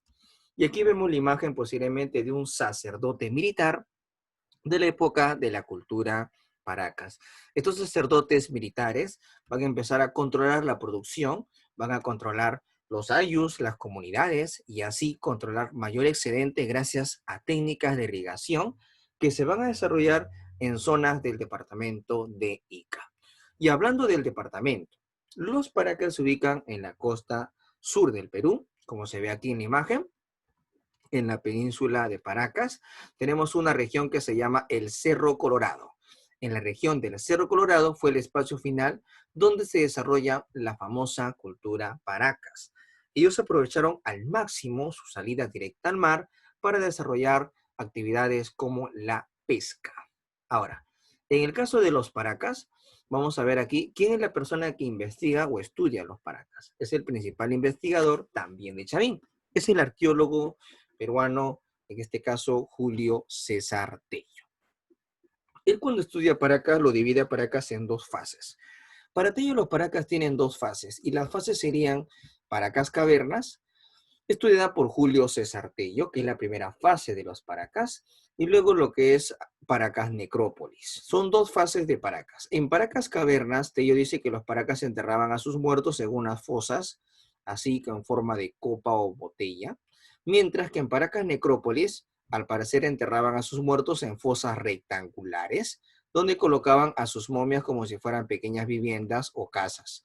Por eso utilizaron el concepto de necrópolis, que significa ciudad de muertos. Entonces son dos formas de construcción de las tumbas de los paracas. Paracas cavernas y paracas necrópolis. Bueno, en paracas cavernas, que es la primera etapa de Paracas, su capital o centro administrativo fue la ciudad de Tajahuana. En Paracas necrópolis, su capital o centro administrativo fue la zona de Topará. Ahora, en cada etapa de Paracas hay una diferencia, ¿no? Por ejemplo, en Paracas Cavernas se dice que la cerámica que hacían los hombres de esta época tenían dibujos como el felino. En cambio, en la siguiente fase, que es Paracas Necrópolis, ya no se ve la imagen del felino. Ya no se ve la imagen, en este caso, del jaguar, sino se ven imágenes, digámoslo así, de aves, peces, figuras geométricas, pero no del jaguar que era adorado en la cultura chavín. Nos da a entender, lógicamente, que en Necrópolis ya se ha eliminado la influencia de los chavín. Vamos a ver aquí ahora los tejidos, ¿no? Los fardos funerarios, que son los más importantes en esta cultura. Aquí vemos, por ejemplo, los tejidos de los paracas. Recordar que los paracas elaboraron los mantos o los fardos funerarios más finos del Perú antiguo, ¿no? En estos mantos se utilizaban grandes productos como hilos de oro, cabello de mujer, pelo de murciélago, algodón peruano, etc. Estos fardos eran para envolver a la clase gobernante de la época de los paracas, la nobleza paracas. En la cerámica, también vamos a ver aquí una diferencia, ¿no? ¿Cuál es la diferencia en la cerámica? Por ejemplo, dos tipos de cerámica en Paracas. Primero tienen la época de Paracas cavernas, donde se ve la imagen del jaguar, dando a entender que en esta época aún existe una influencia de la cultura chavín. Mientras que la siguiente fase se llama Paracas Necrópolis, donde vemos ya representaciones de calabazas, frutos o algunos animales distintos al jaguar, dando a entender que ya han eliminado la influencia de los chavín. Ya no tienen la presencia de chavín en esta etapa. Entonces son dos fases de la cerámica de Paracas. Paracas cavernas y Paracas Necrópolis.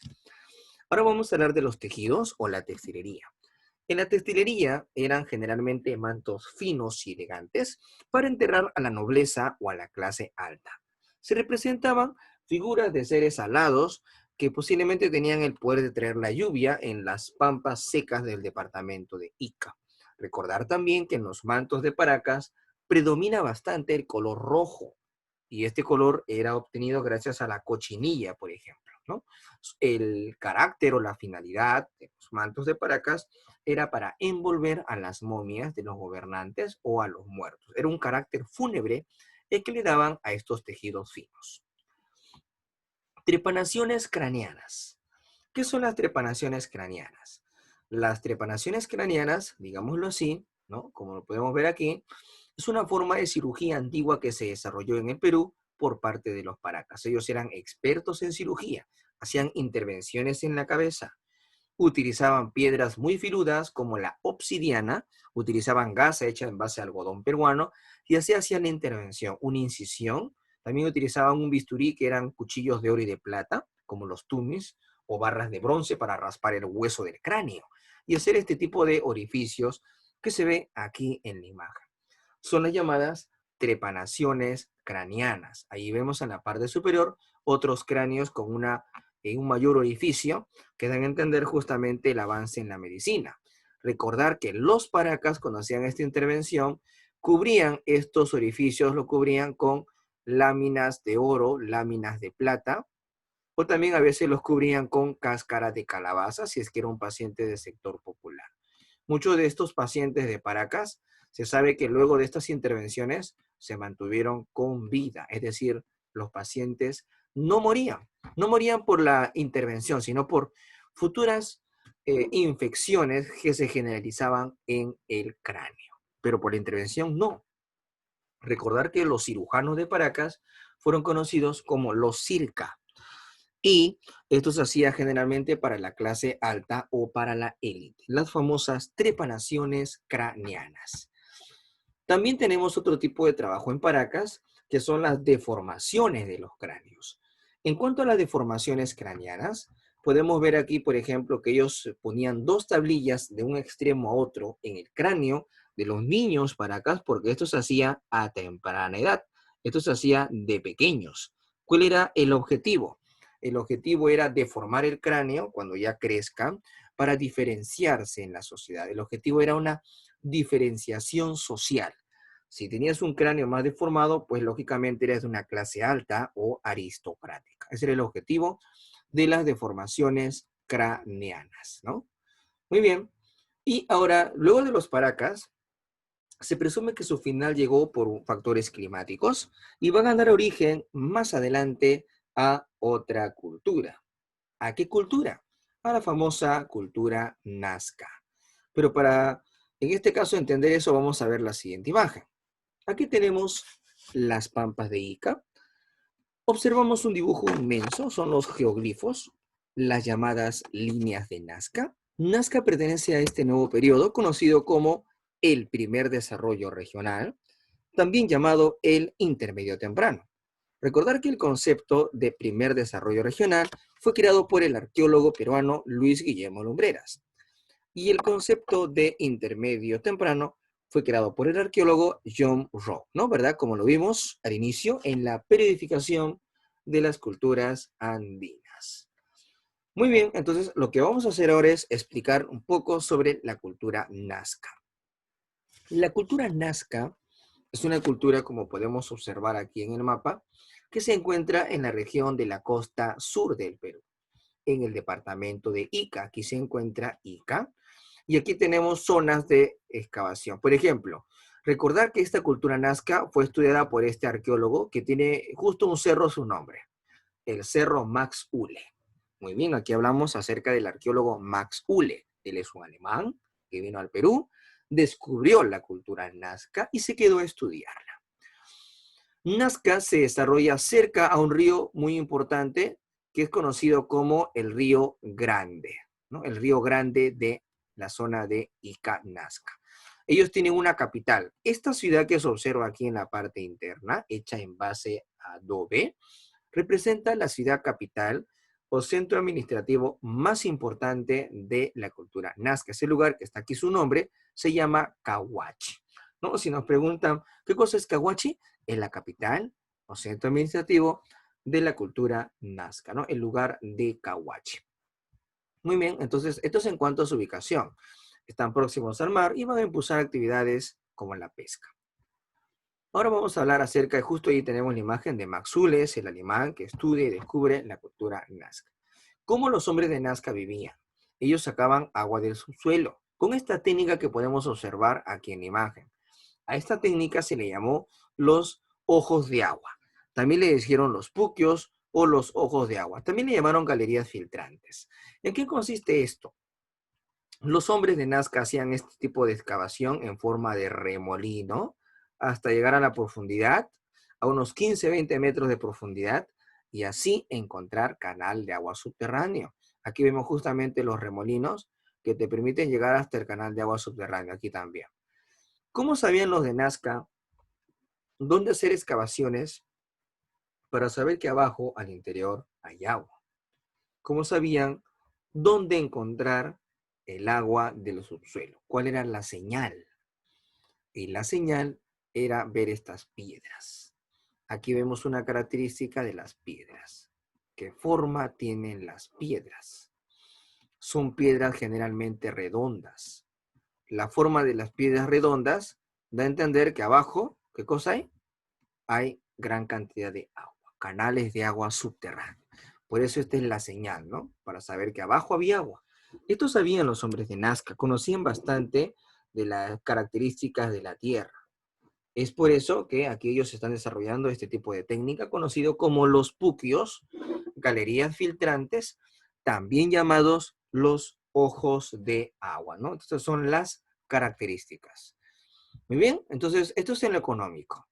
Ahora vamos a ver de los Nazca otra característica que tiene que ver con la sociedad y tiene que ver también con la política, es decir, cómo ellos tenían el control, cómo ejercían el dominio sobre todo su espacio.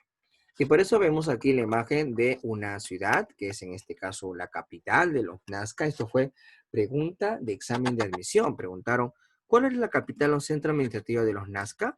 La respuesta era la ciudad de Cahuachi, una ciudad de adobe, un complejo grande, inmenso, en base a adobe. Hay que recordar que en la costa, el elemento utilizado para la arquitectura de las culturas peruanas generalmente es el adobe. Y en la sierra, la piedra. Aquí tenemos, por ejemplo, al lado, en la imagen izquierda, podemos observar la imagen de un personaje que es posiblemente un guerrero, ¿no? Aquí tenemos la imagen de un guerrero. Este guerrero Nazca en una mano tiene un cuchillo, en la otra presenta una cabeza humana. Entonces, los guerreros de Nazca tenían una costumbre, tener cabezas humanas de personas que habían perdido, en este caso, una posible batalla, algún enfrentamiento. Entonces, ellos tenían esa característica, ¿no? Coleccionar cabezas humanas. Recordar que cada cabeza humana era importante para ellos, ya que significaba una forma de haber ganado una guerra. Ellos así expresaban victorias militares contra otros pueblos. Y también aquí tenemos otra imagen que refleja un artesano de Nazca tomando una cerámica. Esta sería una cerámica de Nazca, ¿no? Vamos a ver luego cuáles son las características de la cerámica Nazca. Muy bien, entonces sobre eso, vamos a ver aquí justamente otra imagen y nos hemos dado cuenta de lo siguiente, ¿no? En Nazca se han encontrado tumbas de la élite gobernante, donde se ve en las tumbas de la élite gobernante personas que tienen en sus tumbas armas, tienen cabellos largos, que era una característica de ser los grandes guerreros de la época de los Nazca antiguo. Por eso se sacó la conclusión de que la cultura Nazca era un estado teocrático militar, gobernado por una élite sacerdotal aliada a un ejército que crece, a un ejército que busca expandirse. Entonces, eso es la característica. Muy bien, ahora vamos a ver sobre los Nazca, en este caso, el aspecto de la guerra, ¿no? Hemos dicho que ellos eran un pueblo bastante guerrero, en el Perú antiguo una gran sociedad guerrera, y un ejemplo de esto es la presencia de las llamadas cabezas trofeo. ¿Qué son las cabezas trofeo? Aquí vamos a detallar. Vemos aquí, por ejemplo, que los guerreros Nazca tenían la costumbre de tener cabezas humanas. Acá vemos otra cabeza humana, cabeza trofeo. Ellos en estas cabezas trofeo que tenían, sellaban los ojos. Vemos que el ojo está sellado. La boca está atravesada con espinas, está cosida la boca. Aquí en esta cabeza se ve mejor, ¿no? Tiene cabello humano, se le nota un poco de la oreja.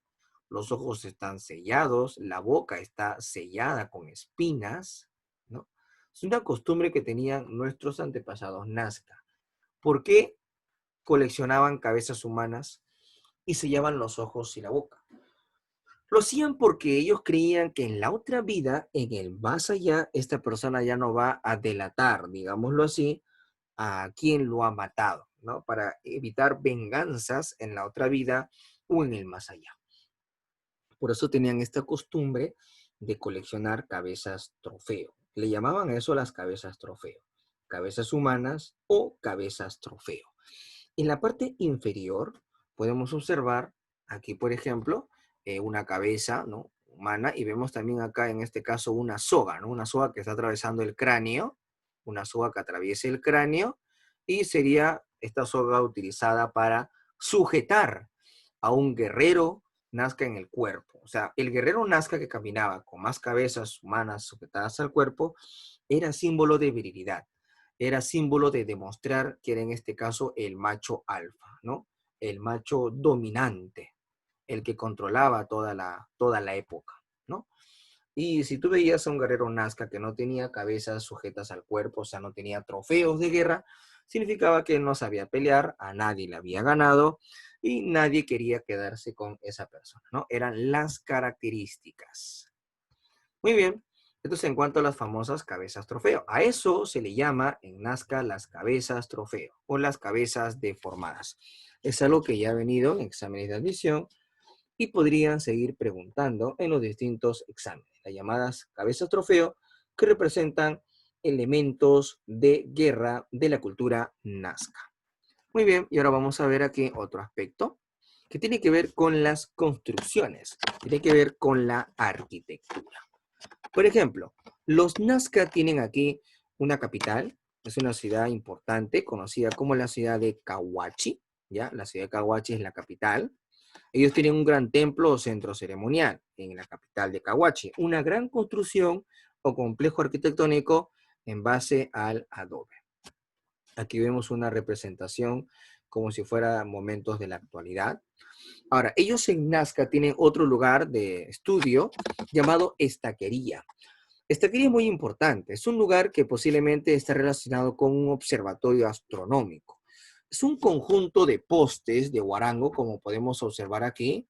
Acá está este árbol que es el huarango, colocado como si fueran postes clavados en las pampas, posiblemente para reflejar los rayos solares, hacer una sombra y tratar, digámoslo así, de medir el tiempo, ¿no? Por eso se le considera este lugar de estaquería como si fuera un observatorio astronómico, ¿no? Un lugar para controlar el tiempo, incluso de día, así como también de noche. Esa es la importancia de estaquería.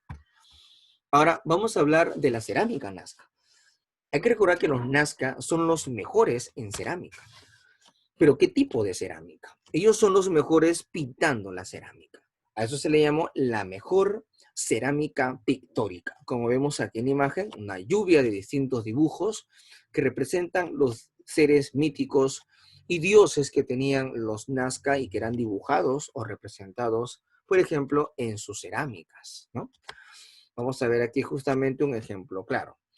Esta es una cerámica Nazca donde se ve que todo el contorno de la cerámica está cubierto de dibujos, está cubierto de colores, lo vemos ahí, ¿no? Todo el contorno, la parte inferior, los bordes, la cabeza, todo está cubierto de imágenes. A esa técnica en Nazca se le conoce como la técnica del horror al vacío. Es como que los Nazca hubieran tenido cierto miedo, cierto temor a dejar algo vacío en esta época, ¿no? Es una característica de ellos. De igual forma, vamos a ver aquí otro ejemplo de cerámicas Nazca. Aquí vemos, por ejemplo, otras cerámicas, otros estilos, donde se ve algo característico. Ahí está la cerámica, pero tiene un asa conocido como el asa puente. Acá también vemos otra cerámica de Nazca, y este tipo de asa, que se parece a un puentecito, se le llama asa puente. Esa es una característica de la cerámica Nazca. Como se ve acá nuevamente, el tener ¿qué cosa? El asa puente, ¿no? Muy bien. Entonces, luego de esto, vemos aquí que abundan colores. Los Nazca tenían una gran cantidad de colores, pero hay colores que ellos parece que no utilizaron. Al parecer, hay dos colores que ellos no utilizaron, quizá por respeto a la naturaleza, respeto a sus dioses. ¿Cuáles serían los colores que ellos no habrían utilizado? Posiblemente el color verde y también el color azul. El verde y el azul posiblemente serían colores sagrados, serían colores divinos por los hombres de la época de los Nazca. Porque el verde representa la naturaleza, el azul representa el mar. Por eso es posible que no lo tomaban mucho en cuenta. Muy bien, ahora vamos a hablar acerca de las famosas líneas de Nazca, conocido como los geoglifos. Los geoglifos o las líneas de Nazca. Para entender los geoglifos o las líneas de Nazca, vamos a ver justamente aquí la imagen de una mujer que es la principal investigadora de las líneas de Nazca. Muchos la conocemos. Es una alemana que estudió matemática pura en Berlín, ¿no? Y llegó acá al Perú. Y estando en el Perú, pues lógicamente se enamora de la cultura peruana y estudia las líneas. Pero antes de hablar de ella, vamos a ver que hubieron muchas personas que conocieron las líneas de Nazca. Hubieron muchas personas que investigaron las líneas de Nazca. Y aquí tenemos algunos, ¿no? Vamos a seleccionar aquí, por ejemplo. Vamos a tomar en cuenta quiénes son los que estuvieron ahí. Por ejemplo, uno de los primeros se llamó Toribio Mejía Césped. Este señor es el primero que vio las líneas de Nazca. Solo vio rectas, trazos, rayas de un lado a otro. Nada más.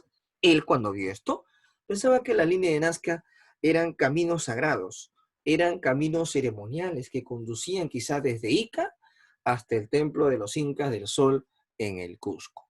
A esos caminos sagrados él le llamaba seques. ¿Qué son los seques para Toribio Mejía Césped? Caminos sagrados o caminos ceremoniales que en realidad representarían estas líneas. Lo que pasa es que Toribio Mejía no llegó, digámoslo así, a ver dibujos de animales. El único que vio fue rectas en las pampas, ya que él no pudo ver los dibujos porque los dibujos de Nazca se ven desde el cielo, desde la parte alta, y él no logró darse cuenta de eso. Bueno, la siguiente persona es Paul Kosok. Él sí vio los dibujos porque con una avioneta sobrevuela el territorio y desde el cielo observa dibujos de animales. Entonces, Paul Kosok consideró que la línea de Nazca, estos dibujos, eran un zodiaco andino, es decir, eran signos zodiacales utilizados por los antiguos peruanos para entender y predecir parte de su destino.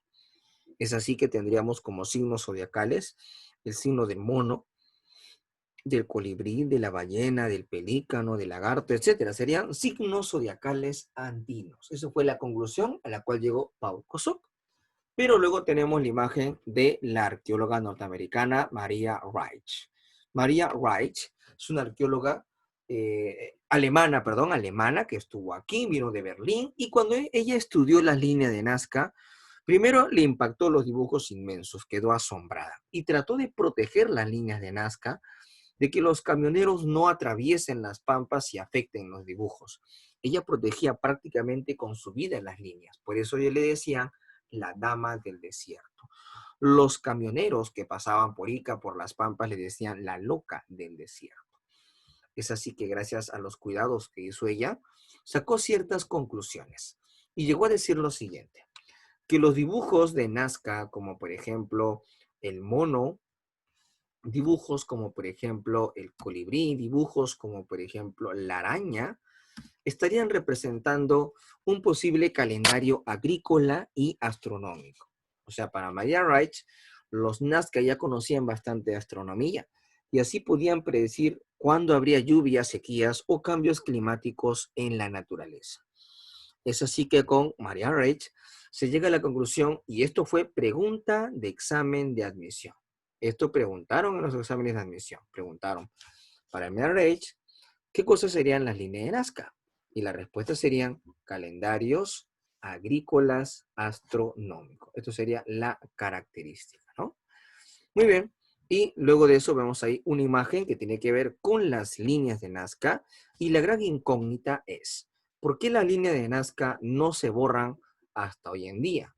Y la respuesta es fácil y sencilla. Las líneas de Nazca no se borran porque en este espacio que yo voy a representar aquí, vamos a explicarlo así fácil y sencillo. Aquí tenemos un conjunto de piedras, ¿no? Estas piedras reciben el calor del sol durante el día y generan que aquí se establezca una especie de aire caliente a esa altura de las piedras. Ese aire caliente evita que surjan ventarrones que puedan borrar las líneas o los trazos. Es por eso que las líneas de Nazca se conservan hasta hoy en día y no se han borrado, por las características de las piedras. Eso es algo muy importante que se debe tomar en cuenta. Esa es la principal respuesta por la cual las líneas no se están borrando. Ahora, sobre el final de la cultura Nazca. ¿Por qué llegó a su final esta cultura? Hay dos motivos. El primer motivo es por factores climáticos. Factores climáticos como el fenómeno del Niño, que posiblemente habían generado que los hombres de Nazca abandonen ese lugar, abandonen ese territorio, y así no puedan continuar formando una cultura. Otro motivo por el cual la cultura nazca habría llegado a su final es por una invasión de una cultura que muchos ya conocemos, que se convertiría en el primer imperio andino. Y esa sería la cultura Wari, ¿no? Entonces, luego de Nazca, que está en Ica, en el primer desarrollo regional, en esa época, de manera paralela, en el norte había otra cultura. En el norte, ¿a quién teníamos? En el norte teníamos la cultura que se representa aquí en la imagen. Esta imagen hace referencia a un gobernante del norte, que era experto trabajando los metales.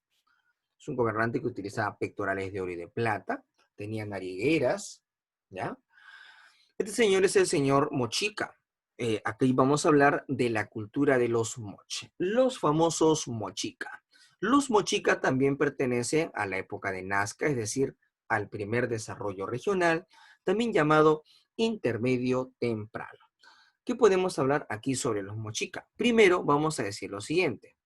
De los Mochica hablaremos su ubicación geográfica. ¿Dónde se ubica esta cultura? Como se ve aquí en la imagen, esta cultura está en la costa norte del Perú. Aquí, costa norte, ¿no? Parte de lo que sería el departamento de Lambayeque, parte de lo que sería el departamento de La Libertad. Ahí estuvo la cultura mochica, ¿no? La cultura mochica aprendió un poco de una cultura que está en el norte que se llama cultura vicus. La cultura vicus es una cultura piurana. Los mochica aprendieron bastante de los vicus. También esta cultura mochica fue estudiada por el arqueólogo alemán Max Uhle. Max Uhle es el que estudia esta cultura, los mochica. Muy bien, ahora sobre esta cultura mochica vamos a ver cuáles son sus características para poder conocer un poco más. Y sobre eso vamos a decir, por ejemplo, que comprendieron muchos valles en la costa norte, el valle de Moche, el valle de Chao, el valle de Virú, el valle de Chicama, etcétera, ¿ya? Ahora, la política. Hay dos versiones acerca del gobierno de los moches. Primero, algunos dicen que los moches fueron un gobierno centralizado, donde había una sola persona que concentraba todo el poder. Hay otra versión que sostiene que los moches eran una alianza, una unión de distintos pueblos, son una confederación de los valles o distintos pueblos, ¿ya? Pero la cuestión es que se toma en cuenta que el gran gobernante moche es el señor Siequic. ¿Quién es el Siequic? El Siequic es el gran rey o gobernante mochica. Él controlaría en sus manos todo el poder en los moches. Debajo del Siequic teníamos jefes regionales, jefes de algunas culturas, jefes de algunos valles, conocidos como los Alaec. Miren ahí en la imagen, observamos que primero estaba el Siequic, y por debajo del Siequic se encontraban los Alaec, sacerdotes militares que controlaban los distintos valles. Esto es en lo político. Ahora vamos a explicar la sociedad de los moche. ¿Cómo era su sociedad? En su sociedad vamos a ver aquí que en el número 1, en la cúspide, se encontraba el gran rey gobernante, o Siequic, de la época de los mochica. Debajo del Siequic teníamos a los jefes de los valles, llamados los Alaec, eran como los segundos al mando en cada valle. Luego tenemos a los sacerdotes. Recordad que los sacerdotes son los que están, en este caso, controlando, digámoslo así, están controlando el culto religioso, el culto sagrado. Es la característica de los sacerdotes. Y finalmente, abajo de los sacerdotes tenemos al pueblo, integrado por campesinos, por artesanos, y hay que recordar que también había esclavos. Eso no debemos olvidar, los llamados esclavos. Muy bien, ahora, sobre esto entonces vamos a tomar en cuenta nuevamente cuáles son estos grupos sociales. El punto 1 es el Siequic, el punto 2 son los Alaec, jefes de valle, punto 3 son los sacerdotes que están acá, y punto 4 es el pueblo que está trabajando, que tributa, que da el excedente productivo al Estado moche. Muy bien, ahora vamos a hablar acerca de la cerámica de los moche. Tenemos que tomar en cuenta que los moche son los mejores elaborando cerámica en el Perú. Son expertos trabajando la cerámica. ¿Pero qué tipo de cerámica? Una cerámica primero donde ellos representan en el contorno imágenes de su vida cotidiana. Por ejemplo, vemos ahí lo que vendría a ser la iconografía de los moche. Vamos a detallar. Aquí vemos una escena de dos guerreros tomando un esclavo prisionero de guerra. Aquí arriba vemos a unas mujeres haciendo tejido, artesanía. Abajo vemos a sirvientes cargando un rey gobernante. ¿ya? Y aquí arriba vemos a una persona que le está dando alguna bebida a un gran rey o gobernante. Son las características. En la cerámica se representaban las escenas de la vida cotidiana de los moche. Pero vemos también aquí otro tipo de cerámica mochica. Vemos, por ejemplo, aquí la llamada cerámica escultórica. La cerámica escultórica, los moches son los mejores en elaborar cerámica. Son los mejores en hacer cerámica escultórica porque ellos representan a través de las esculturas escenas de la vida cotidiana. ¿Cómo es eso de escenas de la vida cotidiana? Por ejemplo, escenas de guerra, escenas de agricultura. Aquí vemos la imagen de un posible rostro de un guerrero, una clase gobernante de la época, en este caso de los mochica. Este gobernante era retratado cuando era joven mediante una cerámica y luego de adulto también se le retrataba de igual forma en otra cerámica o huaco retrato. La misma persona, ¿no? Pero con una imagen un poco más avanzada, de joven y de adulto. Pero no solo tenemos los huacos retratos, también tenemos los huacos patológicos.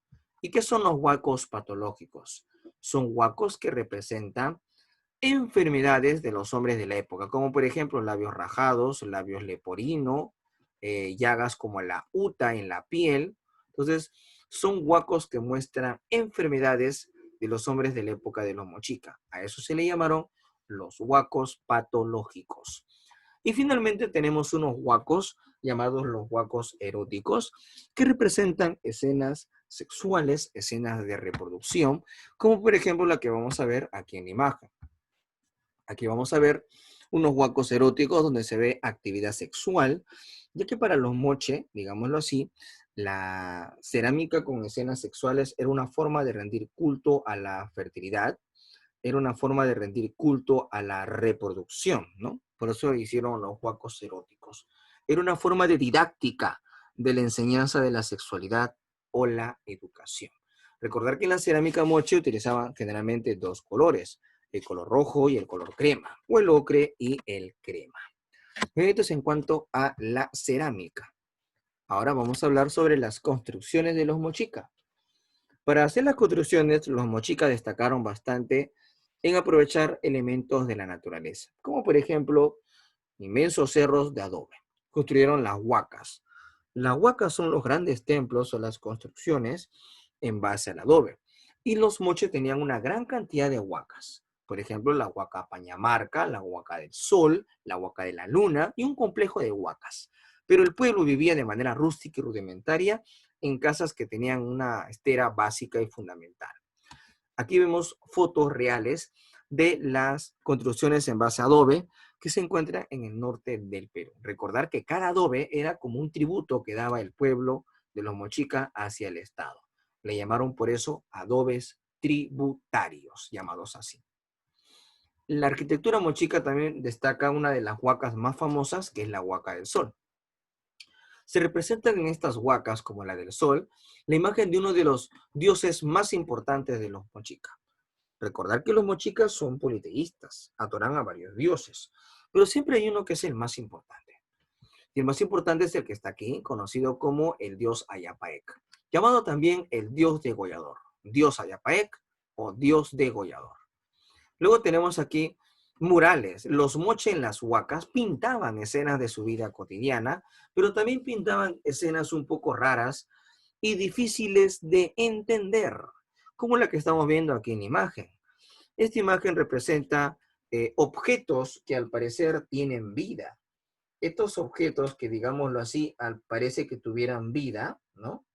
Se están rebelando contra el hombre. Por eso a este mural se le conoce como el mural de la rebelión de las cosas contra el hombre. Acá vemos, por ejemplo, una planta que tiene manos, piernas y está luchando contra un guerrero. Aquí vemos, por ejemplo, un chullo, que es un sombrero con piernas y brazos que está peleando, ¿no? Aquí vemos un tumi, un cuchillo ceremonial que tiene brazos largos y está atacando a los guerreros. Aquí también vemos, por ejemplo, un instrumento de viento que está, ¿no?, con vida y está peleando. Aquí abajo vemos una red de pesca que tiene piernas y brazos y está peleando con un guerrero. De igual forma vemos aquí a lo que parece que es un ave parece que es un ave que está viendo toda la escena. Vemos aquí unas sogas, una soga que tiene vida, está ahorcando a guerreros. Acá vemos una lanza también que tiene piernas y brazos y está peleando con un guerrero. O sea, parecía que los objetos tuvieran vida. Es algo bastante raro y complicado, ¿no? Por eso este mural se le conoce como el mural de la rebelión de las cosas contra el hombre. ¿Qué pasó en la época moche? ¿Por qué los moche están representando ese tipo de escenas? ¿Qué problemas hubo en el pasado? Bueno, es parte de los misterios sin resolver acerca de lo que hicieron ellos. Bueno, ahora, aparte de esto, ahora vamos a ver otra característica de la cultura mochica. Vamos a hablar de los metales. Ellos son expertos en los metales. Saben trabajar metales como el oro, la plata y el cobre. Ellos, por ejemplo, juntan el oro y el cobre. Al juntar el oro y el cobre, a eso le llama la tumbaga. Y elaboran este tipo de metales. Objetos de oro, de plata, con gran cantidad de adornos. Y se ve acá incluso en los objetos de oro, incrustaciones de piedras preciosas como el jade. Es otra de las características de los hombres aquí. Incrustaciones de piedras como el jade. Ahora, en cuanto a la religión mochica, vamos a ver aquí cuál es su principal divinidad. Los dioses mochica eran representados de manera constante en la cerámica, en los murales, como se ve aquí, en los tejidos, y el dios más importante de ellos es considerado el dios Ayapaec. Este ser mitológico que está aquí en esta parte, que parece que tuviera colmillos. El famoso dios Ayapaec. Y en honor al dios Ayapaec se desarrollaban sacrificios humanos. Los mochica fueron una de las grandes culturas del Perú antiguo que hacían sacrificios humanos. Como se ve acá, van a degollar a un esclavo prisionero de guerra, los están decapitando, ahí está decapitado, y esta cabeza o la sangre que sale de este cuerpo era recibido en un recipiente, ¿no? Para poder ser tomado por los sacerdotes mochi, en honor al dios Ayapaec, conocido como el dios degollador, ¿no? Era otra característica de la religiosidad. Nunca hay que olvidarnos, el dios más importante de los mochica es el dios Ayapaec. Ahora vamos a ver que se habla de que ellos escribían. Los mochicas posiblemente tendrían un código de escritura pintando este producto que son payares. Posiblemente ellos pintaban los payares. A esa escritura que consistió en los payares pintados se le llamó la escritura payariforme. Vemos ahí la forma de payares pintados. Esto se encontró hasta dibujado en las cerámicas por el arqueólogo Rafael Larcojuele, dando a entender que posiblemente los moche escribían. A ese tipo de escritura mochica se le llamó escritura payariforme.